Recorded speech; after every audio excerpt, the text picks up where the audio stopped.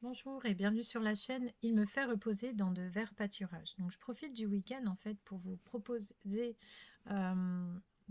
l'écoute de la lecture d'un chapitre de ce livre. Donc c'est Si tu veux aller loin, les 7 colonnes de la vie en Christ. Donc en fait ça raconte l'expérience de Ralph Challis et de sa vie chrétienne.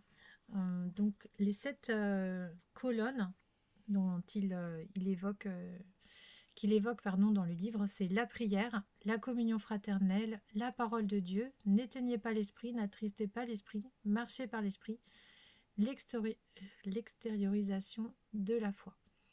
Et donc ce que je vais lire dans cette vidéo, c'est le chapitre sur la parole de Dieu. Pourquoi c'est important de lire la parole de Dieu? Qu'est-ce que ça peut vous apporter? En quoi c'est un trésor? Voilà.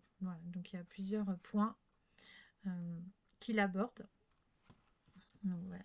Je vous souhaite une bonne écoute.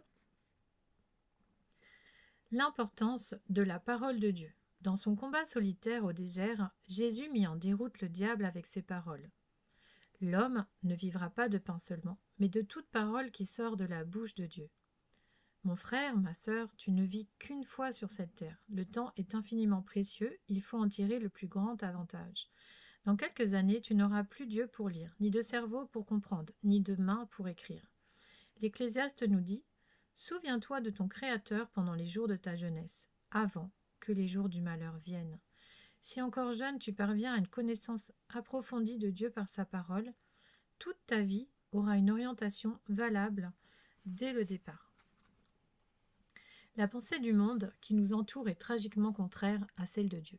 Les idées courantes et leurs fausses valeurs nous pénètrent de tous les côtés et bloquent notre développement spirituel. Il n'est pas facile de s'en débarrasser. Partout, la vérité est mélangée à l'erreur. Nous sommes conditionnés, contaminés par les choses que nous voyons, lisons et entendons. Nous avons besoin d'être sans cesse corrigés et purifiés. Dieu est conscient de notre problème. C'est pourquoi il a fait écrire le livre dans lequel il définit sa pensée. Cette définition est précise. Elle est la seule source de vérité absolue en notre possession. Donc, la question suivante, c'est d'où vient la Bible ? La Bible s'affirme être d'un bout à l'autre la parole de Dieu. Dieu a mis au moins 2000 ans pour la créer. Pour cela, il a fallu une quarantaine d'auteurs de toutes sortes, de milieux différents, qui n'avaient pour la plupart aucune possibilité de se connaître. On compte parmi eux des rois, des philosophes, des hommes d'État, des poètes, des paysans, des pêcheurs, des nomades, des prêtres. Elle est en réalité une bibliothèque de 66 livres, une littérature compréhensive d'une vaste richesse. Et pourtant, la Bible possède une unité organique, semblable à celle du corps humain avec toute sa complexité, car entièrement inspirée et contrôlée par une seule intelligence divine. Pour bien des raisons, elle est le livre le plus remarquable que le monde ait jamais vu, d'autant plus qu'elle ne contient aucune erreur ou absurdité scientifique malgré sa grande antiquité. La première page de la Genèse suffirait pour attester son inspiration divine, car la correspondance est absolue entre les phénomènes énumérés dans ce chapitre et les conclusions fondamentales de la science la plus actuelle. Les faits sont exacts, et chose presque incroyable, l'ordre chronologique dans lequel ils sont énumérés est aussi exact. L'auteur de ce document, vieux de plusieurs milliers d'années, avait plus de 25 trilliards de possibilités d'erreur contre lui, et pourtant il a su ordonner tous les détails correctement. Mais le plus impressionnant, c'est l'authenticité avec laquelle la Bible s'impose comme étant la parole de Dieu. Dans tous les pays et dans chaque génération, elle répond au plus profond besoin de l'homme. En lisant ce livre, nous entendons la voix de Dieu dans notre conscience. Elle pénètre jusqu'au fond du cœur et elle possède la puissance de le transformer à l'image de Dieu. Alors, la lecture de la parole de Dieu. Je fais une distinction entre lecture et étude. Il n'est pas possible d'étudier sérieusement la Bible avant de connaître son contenu. C'est exactement comme si l'on voulait écrire un livre sur Einstein avant de connaître son œuvre. Il faut donc en tout premier lieu se familiariser avec le texte entier. La seule manière de le faire, c'est de le lire. Il n'existe pas de raccourci pour y parvenir. Il est impossible d'assimiler son contenu par une lecture fragmentaire ou interrompue ou trop lente. Il faut absolument l'avoir lu en entier plusieurs fois pour en avoir une vue d'ensemble. C'est d'ailleurs un livre qu'on peut lire et relire toute sa vie sans se lasser. Cette vue d'ensemble nous permet d'approfondir les détails dans une étude infiniment riche, passionnante et valable. J'explique par un témoignage personnel. Dieu m'a rencontré quand j'avais 18 ans. La première année de ma nouvelle vie était magnifique, mais j'ai perdu ensuite cet élan. Et ma vie est devenue progressivement plus décevante jusqu'à l'âge de 23 ans où j'étais près du désespoir. Personne ne m'avait appris l'importance d'une lecture systématique de la parole de Dieu. Mais heureusement que j'ai pu lire pendant ce temps plusieurs biographies de grands hommes de Dieu, entre autres celle de Hudson Taylor, de Charles Studd, de George Muller. Alors, je m'arrête parce que je ne connais pas Hudson Taylor et Charles Studd, mais j'ai beaucoup lu sur George Muller et vraiment, je vous le conseille également. Il a une vie incroyable avec Dieu qui est très fortifiante en fait pour nous. Voilà, donc la vie de tous ces hommes m'avait profondément marquée. J'ai trouvé également chez certaines personnes de ma connaissance que Dieu utilisait de façon exceptionnelle une qualité de vie qui sortait de l'ordinaire. Ces circonstances m'ont poussé à chercher le secret d'une telle vie. Ce qui me frappait le plus chez toutes ces personnes, c'était leur intimité avec Dieu. Ils avaient une connaissance de Christ qui dépassait mon expérience. En même temps, j'ai remarqué dans leur biographie que les hommes de Dieu, sans exception, avaient 2 points communs. Tous avaient une vie de prière très développée car ils commençaient tous la journée seuls avec Dieu. Tous, en second lieu, lisaient la Bible entière chaque année, les 2 testaments parallèlement. J'ai été finalement convaincue qu'en ces 2 choses consistait le secret de leur réussite. Cette année-là, lorsque Dieu a pris la dîme de mon temps pour lui, je me suis mis à lire la Bible entière comme eux, les 2 testaments ensemble, en commençant par la Genèse et par Matthieu, en me fixant le but de tout lire en un an. Jamais je ne regretterai cette décision. Au début, j'ai trouvé cette discipline assez ardue, mais au bout de quelques mois, elle a cessé d'être dure. Elle est devenue une joie indicible. Dieu commençait à se révéler à mon âme d'une façon indescriptible. Je vivais devant une aurore de lumière divine toujours plus radieuse, dans un printemps de Dieu qui transformait ma pensée. Ce rayonnement de sa face éclairait tout mon être. Je commençais à vivre le ciel, j'étais éblouie par la révélation de son amour. Dans ma première lecture de la Bible, j'avoue qu'il y avait bien des choses au-delà de ma compréhension. Certains passages m'ont étonnée, même choquée. Je les remettais cependant à Dieu et je continuais à lire. À la 2e et à la 3e lecture, à mesure que ma vue d'ensemble croissait, un bon nombre de ces difficultés disparaissaient. Chaque année, des idées auparavant incompréhensibles devenaient claires et lumineuses. Au bout de quelques lectures, je commençais à discerner une progression dans la révélation divine. J'ai pu suivre le développement de la pensée de Dieu depuis l'origine jusqu'à son dénouement à la fin des temps. J'ai tracé son plan à travers l'histoire des nations, du peuple d'Israël et de l'Église. Je découvrais un univers nouveau, le véritable royaume de Dieu. Je voyais à partir de l'optique de Dieu. La Bible devenait un livre fantastique. J'avais l'impression de grimper sur une très haute montagne, chaque mois plus haut, d'où je saisissais une vue panoramique de tout le conseil de Dieu, du monde visible et de l'invisible. Tout tombait en perspective. Je voyais où menaient toutes les routes. Le fracas du monde semblait insignifiant. Les hommes, avec leur idéologie et leur lutte, paraissaient comme des fourmis en comparaison avec la grandeur de Dieu. Cette vision, toujours en développement, m'apportait une sérénité intérieure qui me permettait de vivre la présence de Dieu en plein milieu de mes occupations journalières les plus difficiles, même en temps de guerre et dans la douleur la plus atroce. Mieux encore, cette vue panoramique de toute la parole de Dieu m'aidait à situer dans leur vrai contexte ces différents éléments. Les doctrines furent clarifiées par l'Écriture elle-même. Les multiples aspects du péché furent relevés avec une netteté impitoyable. Ma foi a été travaillée et enrichie sans cesse. Les 1000 beautés de Christ me sautaient aux yeux. Dieu coordonnait dans mon esprit un tas de vérités qui autrefois me paraissaient confuses ou même contradictoires. La vie et l'univers prenaient des dimensions de plus en plus significatives. Pour rien au monde je ne voudrais, mon frère, ma sœur, que tu te prives d'une bénédiction semblable. Si j'insiste beaucoup sur ces choses, c'est parce que j'en connais la valeur. Je n'ai jamais rencontré une personne ayant regretté d'avoir cherché Dieu et lu la Bible de cette manière. Alors, pourquoi lire la Bible ? Premièrement, lis-la pour te régaler. Décide-toi d'abord de jouir de ta lecture de la Bible. C'est un roman, une aventure spirituelle presque incroyable, le récit de la recherche de l'homme par son Créateur. Je dirais même quel est le billet doux qu'il t'adresse à toi personnellement. L'esprit qui a inspiré la Bible est aussi celui qui a créé les fleurs du printemps, les neiges de la montagne, la voie lactée, le visage d'un enfant et le miracle de l'amour. Lire la Bible, c'est partir chaque matin en balade avec Dieu, à la recherche du paysage fantastique de son royaume. Tu seras récompensé à l'infini. Deuxièmement, Lire la Bible pour connaître Dieu. La Bible n'existe que pour révéler Dieu. On lit la Bible non pour en obtenir une connaissance académique, bien que celle-ci soit d'une utilité inestimable, mais pour connaître son auteur. La Bible, c'est le chemin qui mène à Dieu, car c'est par la Bible que nous connaissons Jésus. Si tu lis la Bible en criant à Dieu de se révéler, elle deviendra le miroir dans lequel tu verras sa face. Si tu la lis de façon simplement intellectuelle, ton âme, n'y trouvera que stérilité. L'intellect et l'esprit doivent marcher ensemble. Tout aussi regrettable que l'intellectualisme et l'attitude contraire qui refuse d'apporter à la lecture de la parole de Dieu l'intelligence et les moyens d'étude mis à notre disposition par Dieu. C'est Dieu qui a créé l'intelligence de l'homme en le faisant à son image. Dieu veut faire de nous des hommes complets. Troisièmement, lire la Bible pour maintenir ta vie de prière.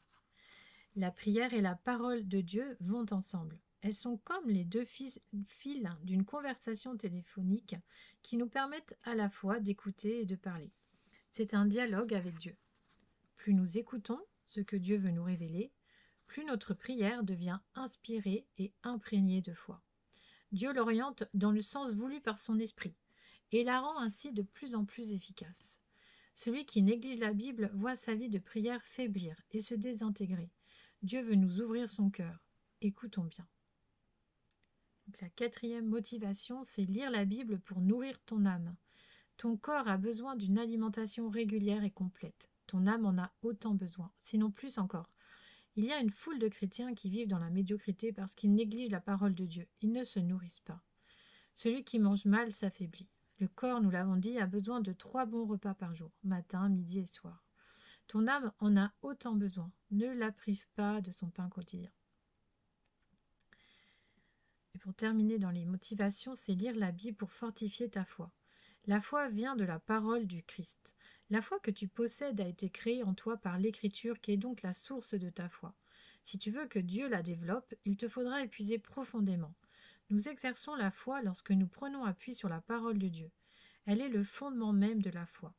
Plus nous connaissons sa parole, plus nous saurons compter sur lui, et mieux nous connaîtrons sa volonté. Alors, quelle est la meilleure façon de lire la Bible ? Alors, il y a lire la Bible avec prière. L'homme naturel ou animal ne reçoit pas les choses de l'Esprit de Dieu, car elles sont une folie pour lui, et il ne peut les connaître, parce que c'est spirituellement qu'on en juge. Aborder la parole de Dieu avec son seul intellect, c'est donc de la folie. Nous dépendons de l'auteur du livre, le Saint-Esprit, pour nous enseigner sa signification. Il est nécessaire de demander à Dieu chaque fois son assistance dans la compréhension de son message. Dieu ne manquera pas de l'accorder à celui qui s'approche de lui dans un esprit d'honnêteté, d'humilité et de foi. Lire la Bible quotidiennement. Dieu dit à Josué, « Ce livre de la loi ne s'éloignera pas de ta bouche. Tu y méditeras jour et nuit pour observer et mettre en pratique tout ce qui y est écrit. Car c'est alors que tu mèneras à bien tes entreprises. C'est alors que tu réussiras. » En effet, Josué réussit. Moïse ordonna aux rois d'Israël de se faire une copie de la loi et de la lire tous les jours de leur vie. Les rois qui firent cela, comme David, réussirent. Dieu dit encore, « Heureux l'homme qui trouve son plaisir dans la loi de l'Éternel et qui médite sa loi jour et nuit. Il est comme un arbre planté près d'un cours d'eau, tout ce qu'il fait réussit, alors que les autres hommes sont emportés comme la balle par le vent. » Les grands hommes de Dieu ne laissaient jamais passer un jour sans lire les Écritures. Lire toute la parole de Dieu. Toutes les hérésies et les fausses doctrines sont basées sur des passages isolés, arrachés de leur contexte au mépris de la totalité de la Bible. En l'abordant de cette façon-là, on peut lui faire dire n'importe quoi. C'est ainsi que Satan l'a cité pour tenter le Seigneur dans le désert. Il est dangereux de se limiter à certaines parties de la Bible. Jésus dit que l'homme vivra de toute parole qui sort de la bouche de Dieu. Ton but doit être de la connaître d'un bout à l'autre. L'Écriture sainte contient la révélation complète de Dieu. Se contenter de quelques fragments seulement, c'est se priver terriblement et commettre un crime contre son âme. Dans bien des pays, il existe des croyants persécutés qui donneraient n'importe quoi pour posséder une Bible. Et nous qui l'avons entre les mains, la trouverions-nous trop ennuyeuse ? L'immense privilège d'avoir accès à ce trésor nous rend d'autant plus responsables aux yeux de Dieu. En lisant l'Écriture tout entière, nous nous mettons effectivement à la portée de l'Esprit de Dieu. Il peut ainsi nous enseigner toutes choses, comme Jésus nous l'a promis. Chaque jour, il peut nous corriger, nous éclairer, nous ramener dans la vérité. Il nous protège face au diable, au monde et à la chair. Il nous révèle peu à peu tous les secrets de son cœur. Commencez par le Nouveau Testament. À un débutant, je conseille vivement de remettre à plus... Ah oui, non, excusez-moi, je m'interromps. Oui, alors en fait, je ne l'ai peut-être pas dit en début de lecture, mais donc j'ai fait partie des témoins de Jéhovah pendant quelques années. Et par la suite, j'ai aussi visité quelques églises. Et ça, vraiment, c'est vrai que de prendre... j'ai remarqué qu'en fait, dans les témoins de Jéhovah et dans certaines églises, lorsque vous entendez toujours les mêmes versets, toujours les mêmes qui reviennent, posez-vous des questions, vraiment. Parce que ça veut dire qu'il y a peut-être des versets que vous n'avez pas lus ou que vous lisez sous un prisme, en fait, un peu une interprétation qui a été donnée au départ. Et en fait, vous passez vraiment à côté de ce que Dieu veut vous dire, de la vérité, en fait, tout simplement la vérité. Donc dans les témoins de Jéhovah, c'était souvent la bonne nouvelle du royaume. Alors c'est vrai que dans la Bible on trouve ça, mais il y a surtout la bonne nouvelle du Christ, de Jésus, l'évangile de Christ. Jésus, on passe vraiment à côté de plein de passages où on peut voir que Jésus n'est pas juste, non, parce qu'il n'est pas, dans les témoins de Jéhovah, c'est un archange, pour eux en tout cas. Et donc voilà, faire attention, pareil dans les églises qui prêchent tout ce qui est l'évangile de la prospérité, vous aurez toujours les mêmes versets qui seront choisis, et ça c'est très très dangereux. Voilà, c'était juste, je voulais juste faire, j'en parlerai quand je posterai mon témoignage au complet, mais c'est bien en fait, vous êtes protégés de lire aussi la Bible par vous-même, et tout simplement, hein, vous avez le droit de lire la Bible et de vous approcher de Dieu. Dieu, vraiment, il a écrit la Bible pour chacun d'entre nous, et pas que pour quelques personnes. Hein. Donc vraiment, aujourd'hui, on a ce privilège. Elle n'est plus en latin, elle est traduite dans plein de langues. Donc on a vraiment, comme il est dit, là, il y a des personnes qui n'en ont pas accès à ce trésor. Et vraiment, c'est un encouragement pour nous qui l'avons dans notre langue d'aller puiser des forces et surtout d'aller chercher la vérité dans ce livre. Parce que la vérité, c'est Jésus. Et c'est vrai qu'on retrouve Jésus tout au long de la Bible, en fait. Alors, excusez-moi, je continue. Commencez par le Nouveau Testament. À un débutant, je conseille vivement de remettre à plus tard la lecture de l'Ancien Testament et de concentrer d'abord son attention sur le Nouveau. Il y a 2 raisons à cela. La matière du Nouveau Testament est absolument primordiale. Elle concerne le disciple du Christ directement. Elle contient les paroles de Jésus lui-même et des apôtres qui l'ont connu. Si l'on peut dire qu'une partie de la Bible est plus importante que le reste, il faut admettre que l'enseignement et la vie du Fils de Dieu constituent cet élément. C'est Jésus lui-même qui nous dit de commencer par ses propres enseignements, c'est-à-dire par les 4 évangiles. L'Ancien Testament, tout en étant également inspiré de Dieu, concerne en premier lieu Israël. Il est difficile de l'aborder sans une certaine connaissance préalable du Nouveau Testament, qui le rend plus compréhensible et finalement passionnant. Je conseille donc la lecture du Nouveau Testament en entier 2 ou 3 fois de suite avant de commencer l'Ancien. Ensuite, lire les 2 testaments parallèlement. Je conseillerais de commencer simultanément par la Genèse et par Matthieu et de continuer ainsi chaque jour. Les avantages de cette méthode sont multiples, mais le plus important, c'est qu'on obtient une nourriture spirituelle équilibrée. Le Nouveau Testament contient les vitamines spirituelles indispensables à notre santé et à notre croissance. On y trouve les protéines de notre âme, le beefsteak spirituel, alors que l'Ancien contient plutôt les légumes. Les 2 se complètent, les 2 sont nécessaires, mais les protéines sont de toute première importance pour bâtir les tissus et les nerfs. Il ne faut jamais laisser passer une journée sans puiser dans le Nouveau Testament. En lisant les 2 testaments parallèlement, on évite l'indigestion spirituelle, la stérilité et la lassitude. L'appétit est maintenu et on risque moins de tourner autour d'un dada à l'exclusion d'autres vérités tout aussi urgentes. Faire une lecture suivie. On n'apprend pas une langue ou une science en étudiant au hasard, de façon désordonnée. Si je commence aujourd'hui l'étude d'un livre à la page 179 pour revenir demain à la page 3, passer après-demain à la page 65 et ensuite à la page 200, comment puis-je espérer ainsi maîtriser mon sujet? Ma connaissance sera à jamais fragmentaire, disjointe, même dangereuse. Combien de chrétiens abordent le livre de Dieu de cette manière-là? Il y a dans la Bible une suite non seulement chronologique, mais aussi logique, ou plutôt spirituelle. Elle commence par la création de l'homme et aboutit au grand jour du jugement et à la nouvelle création. Comprendre le tout, c'est savoir interpréter le détail. Une telle conception nous préserve du déséquilibre et de l'extravagance spirituelle tragique, défaillance, qui partout dévise et appauvrissent l'œuvre de Dieu. La nécessité d'un objectif. Si tu n'as pas d'objectif précis, tu finiras par te décourager. Ta lecture et ta prière deviendront difficiles et peut-être stériles. Tu perdras le fil, le sens de la Bible t'échappera. L'engrenage de ce monde écrasera le désir de ton âme et tu découvriras trop tard combien il est difficile de retrouver ton premier amour après l'avoir perdu. On peut en effet le retrouver, mais à quel prix? Si tu t'en remets à Dieu, il te maintiendra dans cette vision. Le premier objectif. Je conseille d'abord la lecture du Nouveau Testament en entier. Si tu lis en moyenne 3 chapitres par jour, tu atteindras ce but en 3 mois. Un chapitre le matin, un chapitre à midi et un chapitre le soir, ou comme Dieu te dirigera. Cela te maintiendra en forme toute la journée et te remplira le cœur d'une matière à réflexion formidable. Tu seras surpris par les progrès spirituels que tu auras faits. Je conseille ensuite la répétition de cette expérience. En 6 mois, tu auras lu tout le Nouveau Testament 2 fois. Tu seras en mesure de répondre à une foule de questions. L'objectif idéal, la Bible en un an.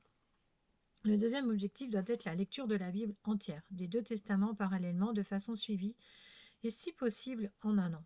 Si tu ne lis pas à cette allure-là, il te sera très difficile, voire impossible d'obtenir la vue d'ensemble si nécessaire à la compréhension du vrai sens de l'écriture. Quand je me suis mis à lire la Bible systématiquement, j'ai calculé qu'il fallait lire 3 ou 4 chapitres par jour, à peu près 3 fois autant d'Ancien Testament que de Nouveau. J'ai constaté avec surprise qu'on pouvait lire facilement un chapitre de moyenne importance en 5 minutes. Cela veut dire qu'avec 20 minutes de lecture quotidienne, on peut achever toute la Bible en un an. Qui ne peut faire cela? Évidemment, je ne me contentais pas de si peu. Ayant donné à Dieu la dîme de mon temps, je disposais non seulement des 20 ou 30 minutes de lecture de base, mais encore de 2 heures pour méditer, sonder et étudier le texte et pour prier. Une telle discipline ouvre la porte à des possibilités presque inimaginables. Est-ce trop difficile? Je sais que l'objectif que je mets devant toi est difficile.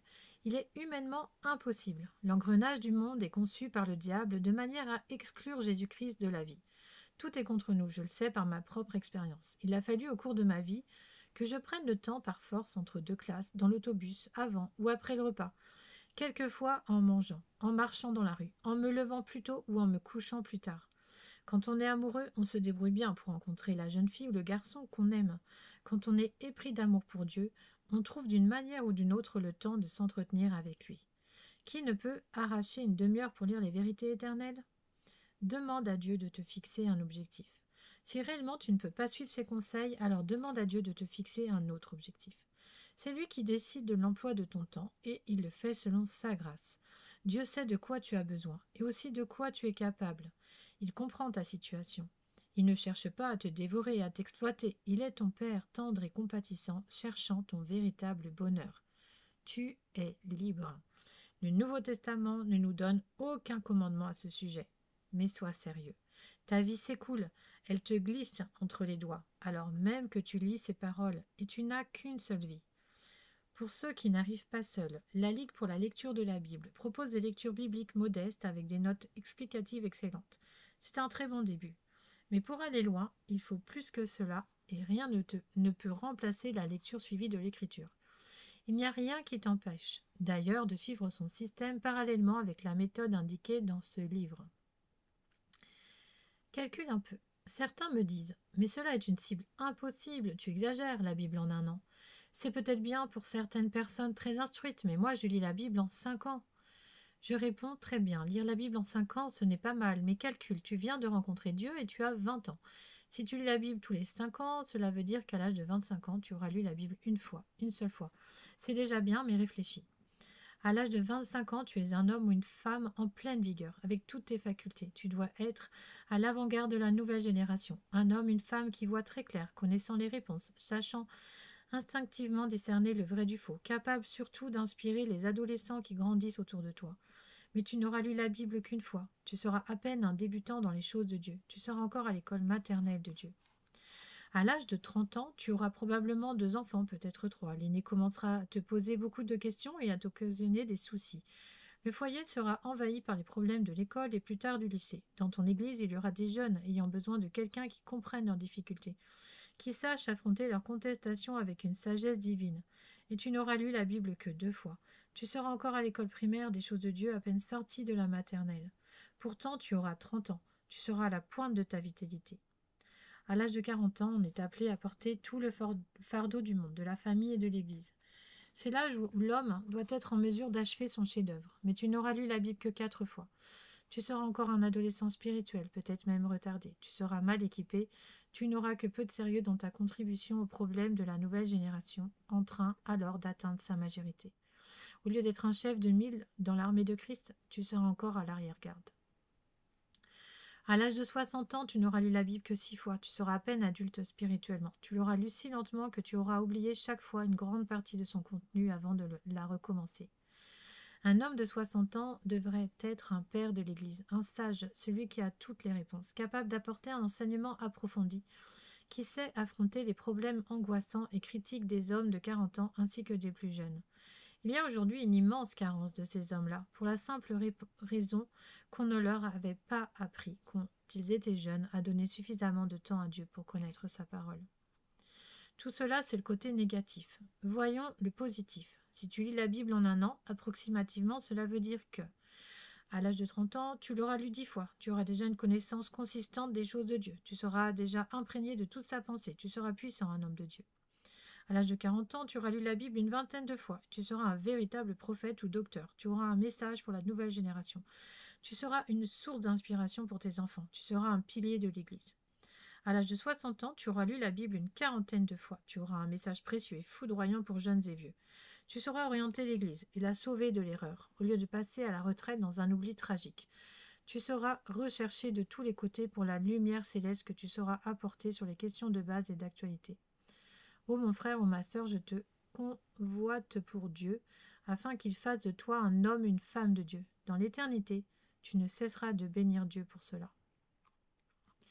L'étude de la Bible. Une fois que tu as une véritable connaissance du texte de la Bible, tu es en mesure de l'approfondir. L'étude devient absolument passionnante dans la mesure où l'Esprit de Dieu peut coordonner dans ton esprit ses multiples aspects. Sans cette connaissance du texte entier, tu te prives de l'épée de l'Esprit qui est la parole de Dieu. Tu limites sa révélation. Il y a plusieurs manières d'étudier la Bible. Chaque croyant trouve finalement la méthode qui lui convient. Mais il lui faut saisir tous les moyens que Dieu met à sa portée et lui-même désignera ensuite la méthode de son choix. Il y a cependant certains éléments de base qui, à mon avis, sont indispensables. On pourra ensuite bâtir sur ce fondement selon ses besoins individuels. Le but de la lecture, c'est donc de se familiariser avec tout le texte. L'étude doit avoir comme but la compréhension du texte et cela, c'est le travail d'une vie. C'est l'Esprit qui éclaire notre intelligence. Il faut donc aborder sa parole avec prière et avec une grande humilité, car Dieu résiste aux orgueilleux, mais il fait grâce aux humbles. Il faut avoir un esprit toujours ouvert envers la vérité de Dieu et savoir se laisser corriger par elle. Celui qui rejette la correction méprise son âme, mais celui qui écoute la réprimande acquiert l'intelligence. Alors, quelques suggestions pratiques. En relisant le Nouveau Testament ou la Bible pour la 2e et la 3e fois, tu seras surpris du nombre de passages que tu auras oubliés. Dieu te parle ici et là, mais trop souvent sa pensée t'échappe. Il est donc utile de souligner ou de marquer avec un crayon ces passages lumineux. Non seulement tu les retrouves plus facilement par la suite, mais le fait de les marquer les fixe dans la mémoire. Ils finissent par faire partie de ton âme. Quand tu les relis, ils te sautent aux yeux. Moi-même, j'ai découvert, après 1 an ou 2 de lecture, qu'il y avait une foule de passages semblables tissés dans ma pensée, intégrés dans la structure de mon âme. J'ai senti que Dieu pensait au travers de mon cerveau. Toute la journée, mon âme était pénétrée de la lumière de sa face. Sa révélation me poursuivait, même en plein travail. L'Esprit de Dieu bâtissait dans mon esprit une vision, une connaissance en profondeur, une conception de Christ qui commençait à transformer ma vie. Il te faudra très bientôt une bonne Bible, de préférence avec de grandes marges, qui te permettront de faire des annotations à ton gré. Pour t'aider à comprendre l'arrière-plan géographique et historique de la Bible, il te faudra également un bon atlas de la Bible. Le meilleur est sans doute celui de Cronenberg, donc je ne connais pas, malgré certaines notes de tendance malheureusement libérales et inexactes. Mais il y en a d'autres plus modestes et moins chères, surtout parmi les éditions anglaises et américaines. Il te faudra aussi le dictionnaire de la Bible, qui permettra de repérer tout de suite le nom d'une personne, d'un pays ou d'un lieu, de situer un détail biblique difficile et d'expliquer des termes ou des allusions trop compliqués. Le dictionnaire de la Bible est cher, comme l'Atlas, mais il valent infiniment le prix d'achat, puisque tu as pour des années, sinon pour toute la vie, une véritable mine de renseignements sur la Bible. Il est utile d'avoir une compréhension de l'histoire et de la géographie de la Bible. Après avoir lu la Bible en entier 2 ou 3 fois, tu commenceras à sentir le besoin de classifier tes découvertes. La Bible traite beaucoup de sujets. Personnellement, je me sers d'un système de crayons de couleur. J'utilise pour chaque grand thème la même couleur dans toute la Bible. Cela permet de coordonner dans ma pensée tout le contenu de la Bible sur les différents sujets. Voici en 2 mots comment je distingue quelques thèmes importants. Alors, ça fera un peu plus que 2 mots. Jaune, retour de Christ, restauration d'Israël, enlèvement de l'Église, ciel. Orange, châtiment, jugement, enfer. Rouge, sang de Christ, salut, nouvelle naissance. Pourpre ou gris, péché. Noir, Satan et toutes ses œuvres. Vert, vie intérieure, amour, grâce, pardon, communion avec Dieu. Bleu foncé, vie extérieure, obéissance, témoignage, persévérance, persécution. Bleu ciel, Dieu, Christ, Saint-Esprit. Violet, la parole de Dieu, la vérité. Marron, question pratique, discipline, Église. Il n'y a pas assez de couleurs dans l'arc-en-ciel pour les centaines de sujets traités dans la Bible. Aussi ai-je utilisé toutes les gradations possibles de chaque couleur. J'ai également inventé un système de symboles et d'initiales à placer dans la marge pour apporter une définition plus précise. Cela m'a permis de grouper les différents passages parlant, soit d'un péché spécifique, soit d'un aspect particulier du retour du Christ. Par exemple, dans la marge en face de chaque mention du péché de la langue, je mettais un L, alors que le passage lui-même serait souligné de la couleur du péché. Le péché de la colère serait symbolisé par la lettre C et ainsi de suite. Voici les avantages d'un tel système. Tu peux rapidement bâtir une connaissance équilibrée et complète de tout ce que Dieu dit sur les différentes questions qui t'intéressent ou qui te semblent importantes. Tu évites le particularisme et le déséquilibre. Au premier coup d'œil, tu peux retrouver n'importe quel passage dans la Bible. Tu as une matière toujours grandissante d'études et de prédication, qui devient transmissible. Une Bible bien annotée devient un trésor sans prix et un instrument de travail indispensable dans le témoignage et dans la vie quotidienne. Mais au bout de quelque temps, une pareille Bible présente un certain inconvénient. En la lisant, on a tendance à retomber constamment dans les mêmes pensées, au lieu de découvrir chaque année une nouvelle gamme de vérités. Si ta Bible est saturée d'annotations, je te conseille d'en prendre une nouvelle et de recommencer la lecture en repartant à zéro. Cela permet à Dieu de t'apporter des révélations toutes fraîches. Il te faudra dès le début 2 carnets ou cahiers.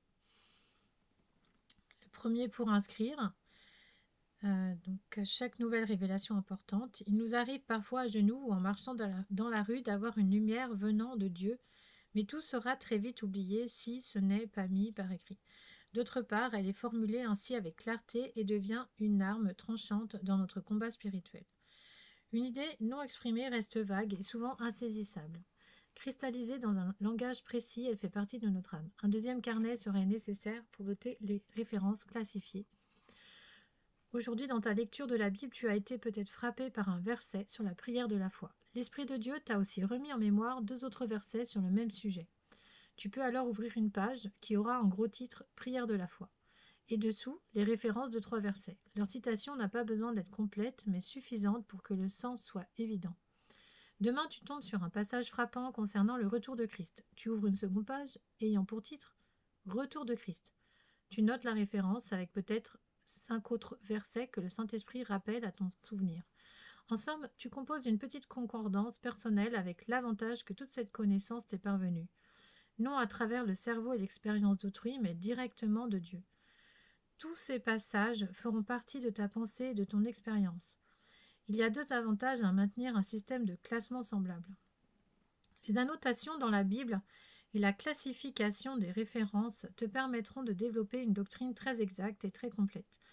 Au bout de quelques années, tu posséderas un équipement spirituel très puissant. Si un jour on te demande de prêcher, de témoigner ou de diriger une étude biblique, tu auras toute une matière à ta disposition. Tu te mets à genoux, tu cries à Dieu. Dieu te donne comme sujet, disons, la prière de la foi. Tu revois les passages qui ont marqué ta vie et tu choisis un passage clé.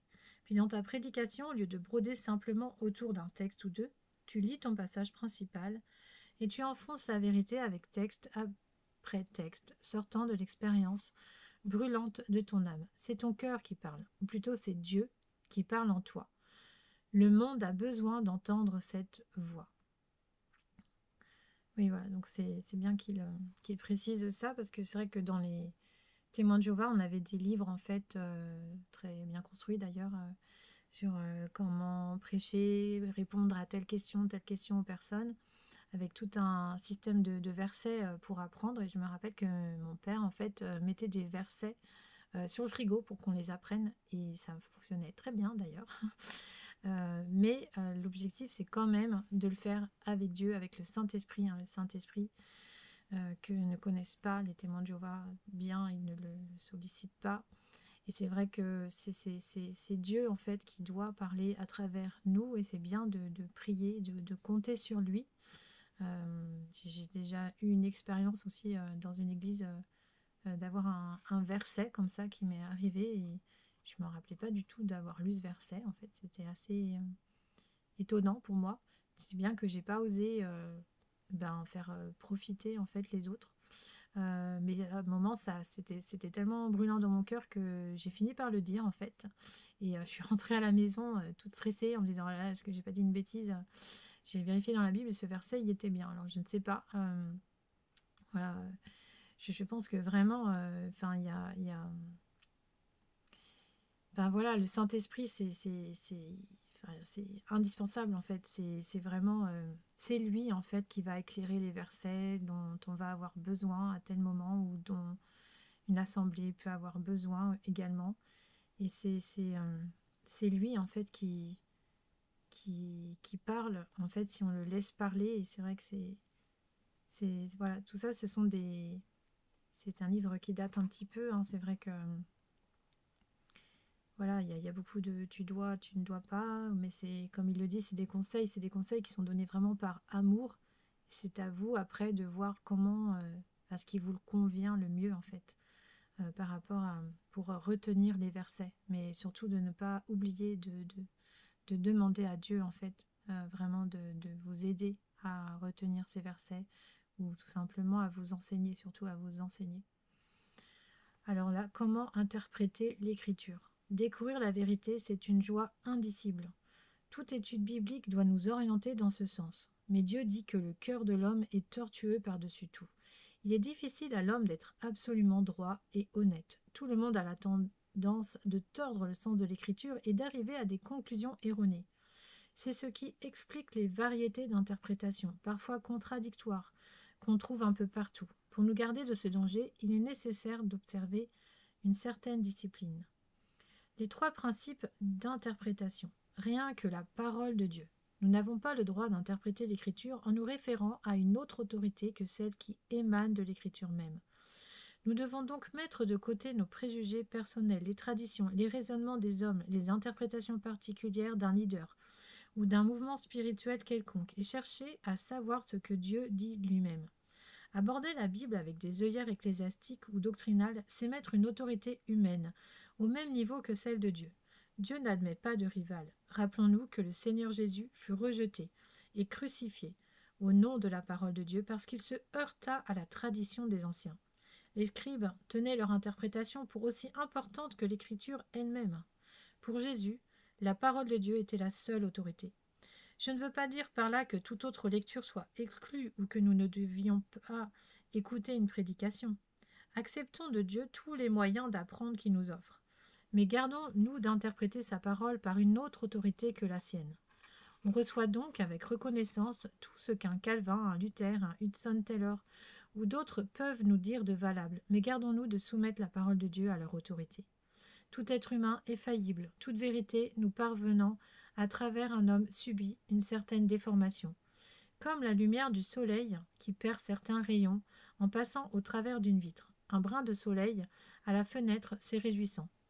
mais 100 fois mieux est le plein soleil au grand air. Pour définir une vérité biblique, il faut absolument se limiter à l'écriture sainte. Alors là aussi, j'ai encore une petite anecdote, s'il y a des témoins de Jéhovah qui nous écoutent. C'est que moi, j'avais une culpabilité énorme, en fait, quand j'ai commencé à douter, en fait, de l'enseignement des témoins de Jéhovah. Et je me rappelle que j'avais reçu un petit texto d'un ancien de là-bas qui m'avait dit, surtout fais très attention, ne lis pas ta Bible toute seule. Et en fait, dans les témoins de Jéhovah, donc il y a des CD, enfin à mon époque en tout cas, quand j'y étais, il y avait des CD-ROM, il y a toujours des publications quand on va dans leurs réunions. La Bible est toujours expliquée à travers des publications.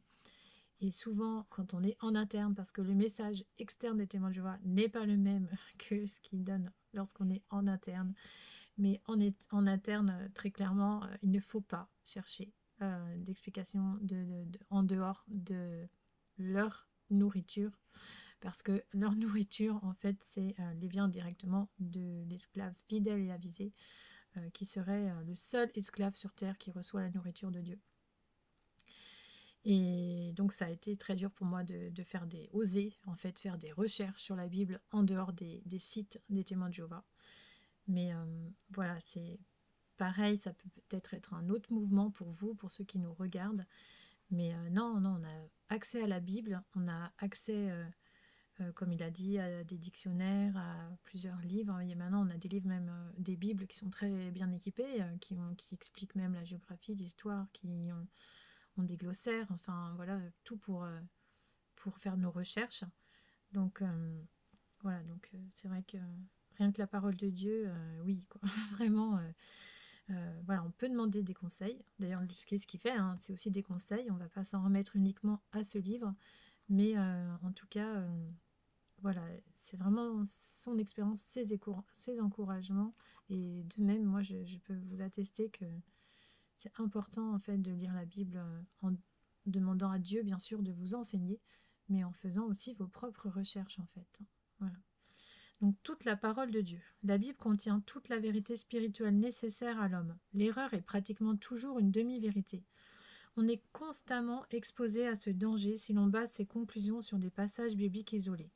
C'est là que ton système d'annotation et de classification te sera d'une grande utilité, car Dieu pourra ainsi corriger sans cesse tes idées et t'enseigner toute la gamme de sa vérité. Quand tu connaîtras le texte entier de l'Écriture, l'Esprit de Dieu pourra commencer à te présenter une synthèse des différents aspects d'un sujet. La vérité de Dieu, c'est l'ensemble de la Bible. Pour définir une doctrine biblique, il faut prendre en considération toute parole qui sort de la bouche de Dieu. La parole de Dieu, par la parole de Dieu. La Bible s'explique par elle-même. Dieu est tout à fait capable de se faire comprendre. Sur chaque sujet dans la Bible, il y a un passage au moins qui est absolument clair, n'admettant à l'esprit honnête qu'une seule interprétation. Il faut donc prendre ce passage comme clé pour interpréter les passages moins clairs. La Bible ne se contredit pas. S'il y a une contradiction apparente, il faut chercher dans toute la Bible explication de cette difficulté. Si nous demandons sincèrement au Père de nous enseigner, son esprit nous aidera à repérer dans toute l'Écriture les passages nécessaires. Ce qu'il ne faut jamais faire, c'est sortir un verset ou un demi-verset ou deux de leur contexte et bâtir ensuite une théologie là-dessus.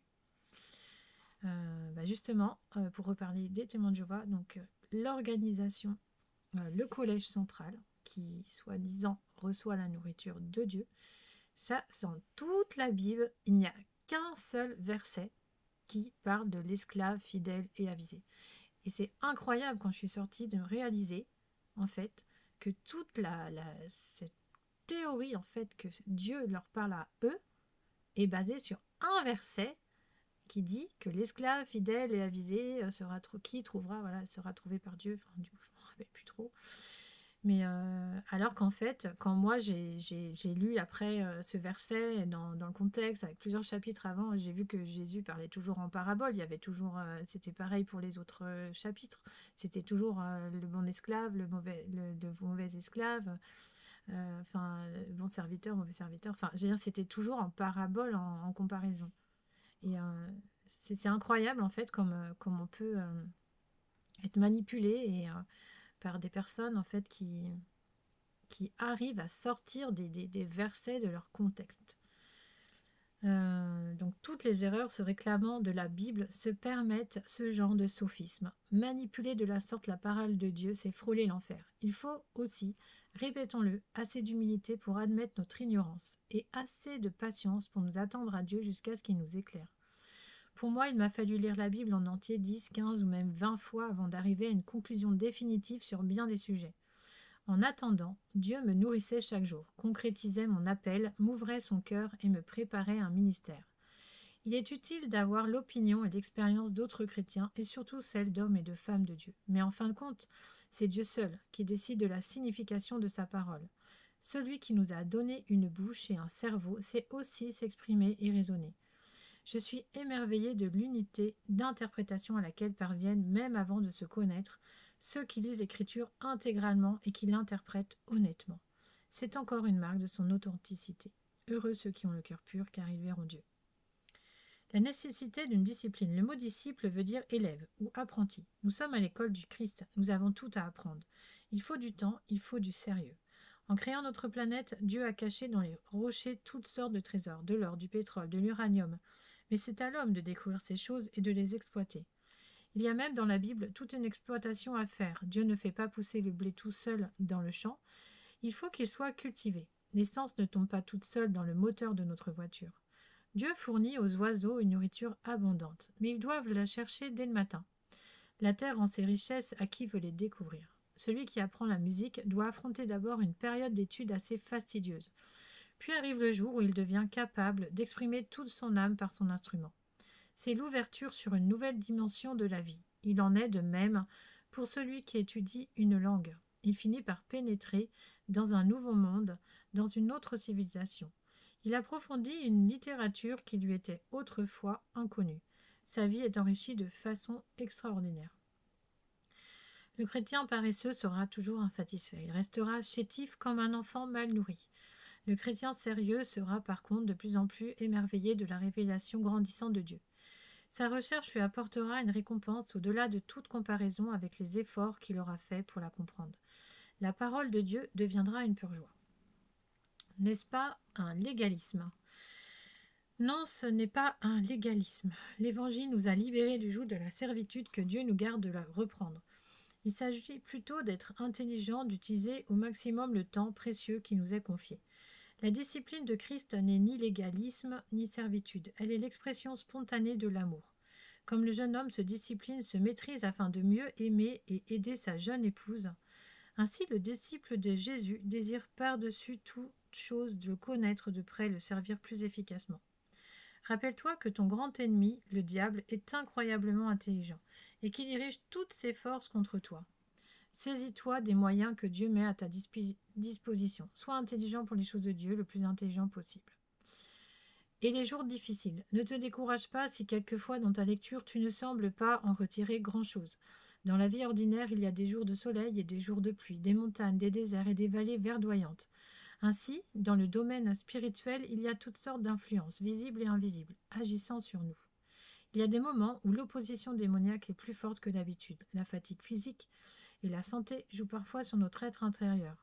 Le jour viendra pourtant où ces mêmes passages difficiles auront pour toi une nouvelle signification. L'important, c'est de maintenir un certain train de lecture de jour en jour. En attendant, Dieu te donnera chaque jour ce dont ton âme aura besoin, ne serait-ce qu'un verset ou une promesse qui te serviront de nourriture pour cette journée-là. Dieu pourvoyait aux besoins de son peuple dans le désert par la manne quotidienne.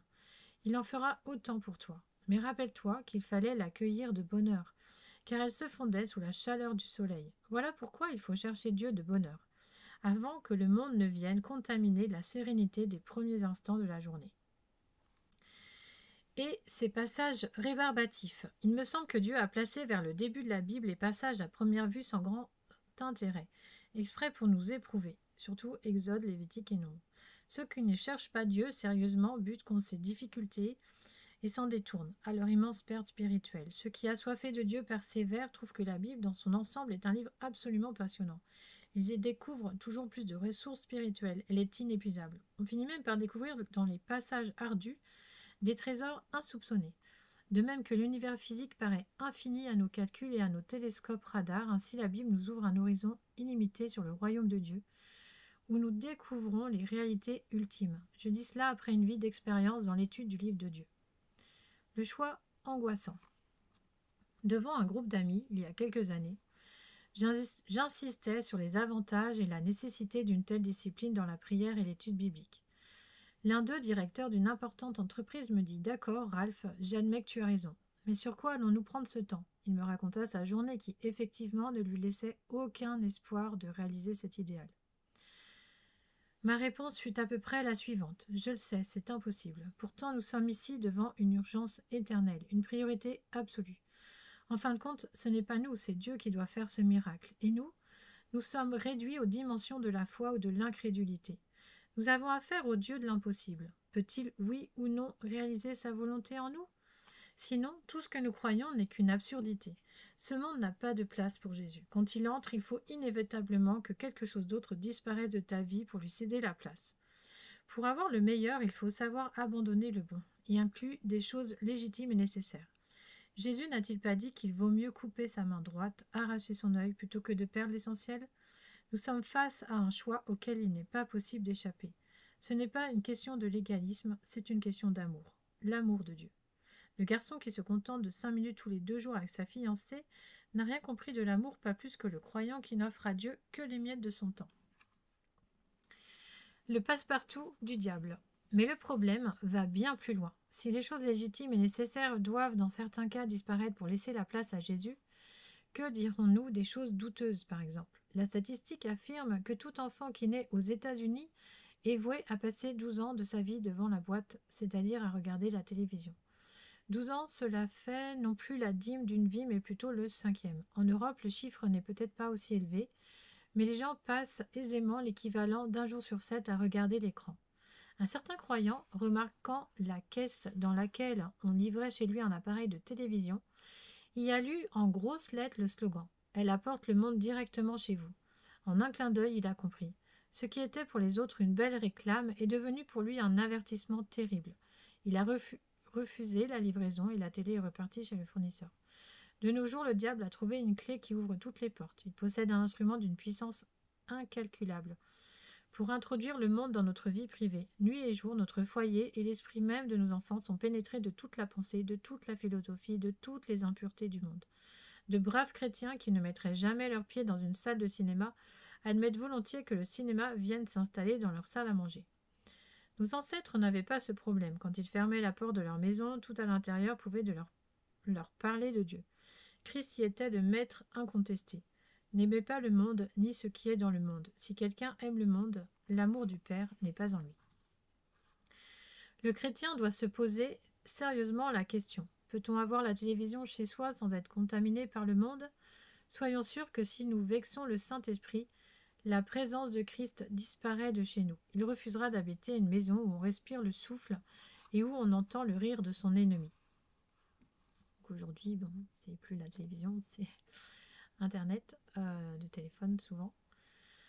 Voilà, donc rester équilibré, bien sûr, parce que Dieu utilise aussi ses moyens pour nous parler. Mais voilà, vraiment, c'est vrai que Jésus doit avoir toute la place. Tu contestes, mais voyons, j'entends dire, on n'est pas appelé à être fanatique. Il y a tout de même de bonnes choses à la télé. Fanatique. Non, le disciple de Jésus n'est pas appelé à être fanatique, sinon intelligent, très intelligent. Il se doit d'être un homme avisé, renseigné, plein de bon sens, avec un esprit ouvert et aux prises avec les problèmes et les possibilités de sa génération. La télévision n'est évidemment pas une chose mauvaise en elle-même, tout dépend de l'usage qu'on en fait. Entre les mains de Jésus-Christ, elle pourrait changer pour le mieux notre pauvre planète. Si je pouvais l'utiliser pour faire connaître Jésus au monde, je le ferais. Mais ce n'est pas encore Jésus, c'est plutôt son ennemi qui contrôle les affaires de ce monde et qui en détient les ressources. Il est d'ailleurs le tout premier à reconnaître l'immense potentiel stratégique de cet instrument. Donc là, ils mettent 1 Jean 5, 19. Je crois que c'est celui qui dit que le monde gît au pouvoir du malin. À vérifier. C'est pourquoi je ne veux aucunement me laisser saturer de son point de vue, surtout le soir quand je suis désarmée par la fatigue. Il y a, c'est indéniable, des programmes intéressants et même très utiles. Mais il y en a d'autres qui sont tout le contraire. Et combien il est difficile de choisir et encore plus de prévoir. Même les films bien cachent généralement une philosophie négative et souvent dangereuse qu'on absorbe progressivement sans en être conscient. Tout le problème consiste à maîtriser cette bête. Sans cela, c'est elle inévitablement qui nous maîtrise. Le danger réside dans l'habitude, car à longue échéance, notre optique est profondément modifiée par l'effet cumulatif de ce que nous voyons et entendons. Nous perdons l'optique de Dieu. Jésus dit que l'œil est la lampe du corps. C'est un fait psychologique bien reconnu que les impressions reçues par l'œil sont les plus marquantes et restent dans le subconscient. La télévision nous atteint à la fois par la parole et par la vue, d'où sa grande puissance. L'apôtre Paul devant l'écran. Si Paul n'avait pas encore le problème de la télévision, il en avait un. Dans l'église tourmentée de Corinthe, qui ressemblait de tout près à celui que nous affrontons, Paul y consacre 3 chapitres. Je te conseille de lire donc en entier 1 Corinthiens, chapitre 8 à 10. Seulement, au lieu de l'expression « viandes offertes aux idoles », lis chaque fois le mot « télévision ». Au lieu de manger un aliment, lis plutôt « regarder un programme » et ainsi de suite. Si tu es comme moi, tu seras étonné de l'actualité de ce passage et infiniment plus éclairé par l'argumentation de l'apôtre. Voici en résumé l'optique de Paul. Vous savez que j'ai tout sacrifié, tout souffert pour vous amener à la foi, et que je me prive de toutes sortes de choses légitimes afin de mieux gagner des âmes pour le Christ et pour éviter de faire chuter les faibles.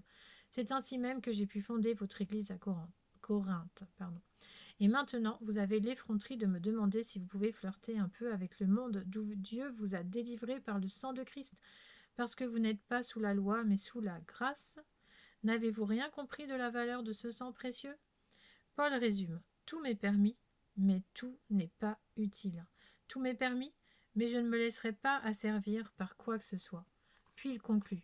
Quoi que vous fassiez, faites tout pour la gloire de Dieu. Mon frère, si tu peux réellement regarder un programme de télévision pour la gloire de Dieu, vas-y. Sinon, il faut y ajouter un immense point d'interrogation. Mon frère, ma sœur. L'image de la bête. Il y a quelque temps, les techniciens de la firme Coca-Cola tentèrent en Amérique une expérience ahurissante. Au cours d'un film quelconque, ils firent passer de manière répétée sur l'écran la phrase « Buvez Coca-Cola », mais à une allure si rapide, un cliché sur 20 environ, que personne n'était conscient de l'avoir vu. Pourtant, l'œil la transmettait au subconscient, avec le résultat que les ventes de Coca-Cola prirent un essor vertigineux et les stocks de boissons furent épuisés. Le public, une fois averti, en eut tellement peur qu'une loi fut décrétée aux États-Unis interdisant ce genre de manipulation psychologique. Presque tous les pays du monde sont maintenant des dictatures où naturellement la télévision devient un instrument du pouvoir absolu. Même dans les quelques démocraties qui restent libres, la télévision est la plupart du temps soumise à un monopole plus ou moins contrôlé par l'État.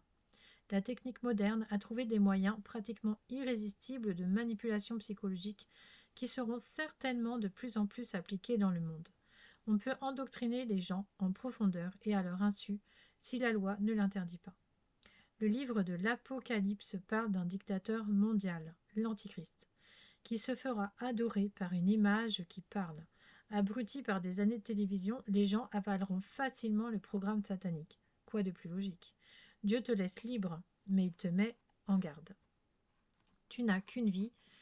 Elle disparaît déjà, ton temps vaut plus que tout le reste. Comment vas-tu l'utiliser ? Ce serait une sottise inimaginable que d'en perdre le 5e ou même le 7e devant la boîte. Ne vaut-il pas mieux pour toi de mettre la dîme de ton temps à contempler la face de Dieu ? Voilà. Donc sur ce, je vous laisse méditer sur ce chapitre en espérant que cela vous a peut-être encouragé ou motivé à lire la Bible en fait, à lire la parole de Dieu et surtout à y trouver les vérités, la vérité qu'est Jésus. Parce que Jésus dit « Je suis le chemin, la vérité et la vie ». Merci.